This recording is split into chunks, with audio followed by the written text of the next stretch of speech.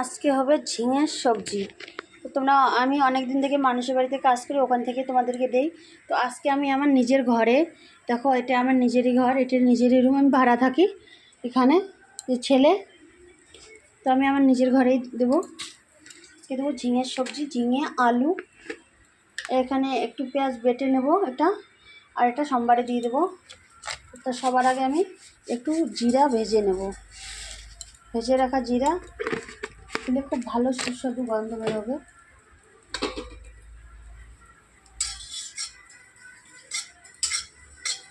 তো সবার প্রথমে আমি এটাকে ভেজে নেব। আমার জিরা ভাজা হয়ে গেছে, আমি কড়াই দিয়ে দিলাম তেল। তেল বেশি দিলাম না, তোমরা দেখতে পাচ্ছ হালকা পরিমাণে তেল দিলাম। তো আমার বোতলে তেলও নেই, অল্প একটু তেল আছে, এটাই খালি কুদিয়ে কোনো মতো আমি সবজিটা বানাবো। তো তোমরা দেখতেই পাচ্ছ, তেলটা ততক্ষণে গরম হয়ে যাক। তো কড়া আমার তেল গরম হয়ে গেছে, আমি দিয়ে দেবো এখানে ফোড়নে দিয়ে দেবো তেজপাতা আর পাঁচফোড়ন দিয়ে দিলাম। এখন দিয়ে দেবো আমি পেঁয়াজ, কাঁচা লঙ্কা।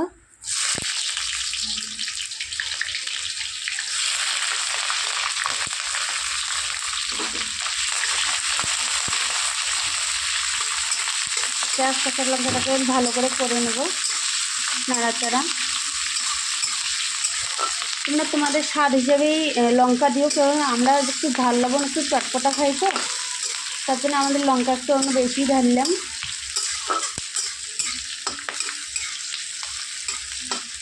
আমার এই জন্য আমি একটু লঙ্কা বেশি ঢাললাম। তো মমতা কিচেনে তোমাদেরকে সবাইকে স্বাগত। তোমরা যেখানে দেখো, ইউটিউবে, ফেসবুকে, যেটাতে দেখো, সবাই লাইক কমেন্ট করবে আর ভালোবাসা দেবে যদি আমি আগে যেতে পারি। তো আমি এতটুকুই বলছি। তো দেখো তোমরা পুরো সবজিটা আমি কীভাবে বানাই, পুরো সিম্পল সাধারণ সবজি বানিয়ে নেব। দেখো আমার পেঁয়াজটা কিন্তু হয়ে গেছে, দেখো পেঁয়াজ কাঁচা লঙ্কাটা। এখন আমি সবার প্রথমে দিয়ে দেবো আলুটা। বাঙালির কিন্তু আলু খুব প্রিয় জিনিস, আর আলু না হলে কিন্তু কোনো সবজিও হয় না। আর এরপরে আমি দিয়ে দেবো ধুয়ে রাখা ঝিঙাটা।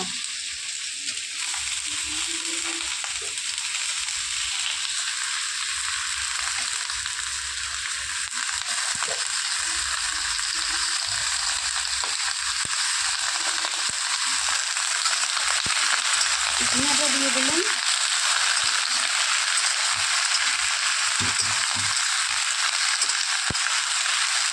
তোমরা হয়তো ভাবছো আর বলছো যে আমাকে দেখা যাচ্ছে না কেন, আমার ক্যামেরা ধরার লোক নেই, তাই আমি নিজেই ক্যামেরা ধরছি। তার জন্য আমার এরকম হচ্ছে যে তোমাকে আমার সকল দেখাতে পারছি না।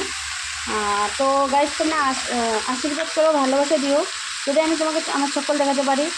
তোমাদের ভালোবাসা থাকলে আমি নিশ্চয়ই একটা রিং লাইট কিনে নিতে পারবো।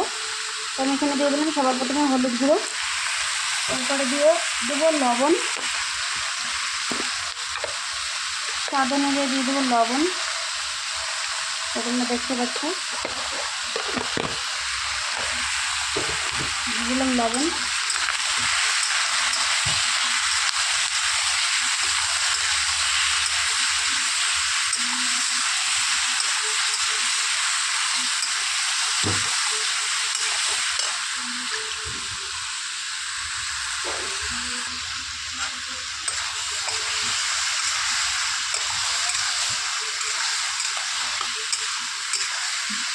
তো আমি লবণ হলুদ দিয়ে একদম ভালো করে নাড়াচাড়া করে নিয়েছি। আর এখানে ভেজে রাখা জিরা আর একটা পেঁয়াজ বেটে নিয়েছি আমি শিলতে। তো এটা দিয়ে এখন আর নাড়াচাড়া করে নেব।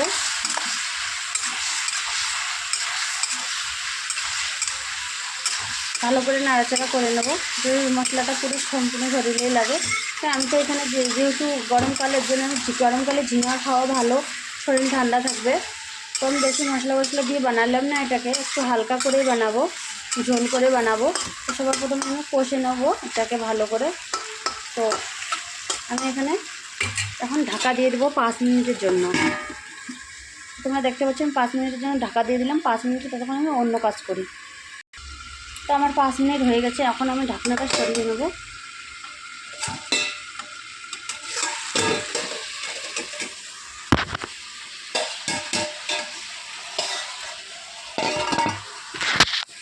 তোমরা দেখতে পাচ্ছ আমি ঢাকনাটা সরিয়ে নিলাম। আলুটা দেখবো সিদ্ধ হচ্ছে, আলুটা সিদ্ধ হয়েছে, তারপর আর একটু সিদ্ধ করলে আরও ভালো হয়ে যাবে।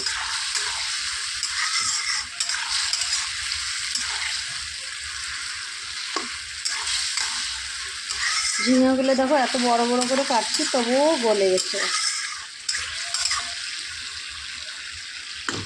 আর একটু ঢাকা দিয়ে দেবো 2 মিনিটের জন্য। তো আমি এখন ঢাকনাটা সরিয়ে নিয়েছি, দেখতে পাচ্ছ তোমরা। এখন আমি দিয়ে দেবো ঝোলের জল পরিমাণ মতো।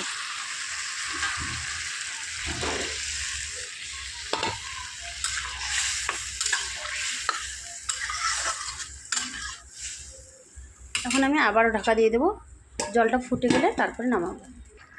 তো তোমরা দেখতে পাচ্ছ আমার সবজি হয়ে গেছে, একদম আমি পাতলা পাতলা ঝোল করেছি ঝিঙের। দেখো গরমের দিনে এরকম পাতলা পাতলা ঝিঙের ঝোল খেতে খুব বেশ ভালো লাগে।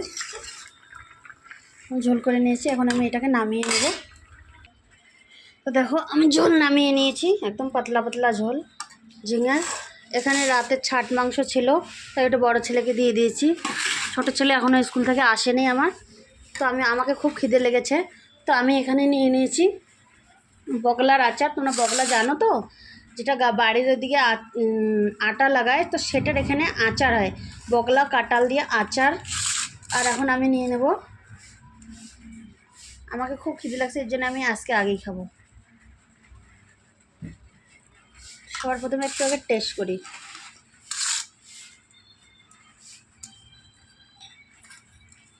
তোমাদেরকে বলছি,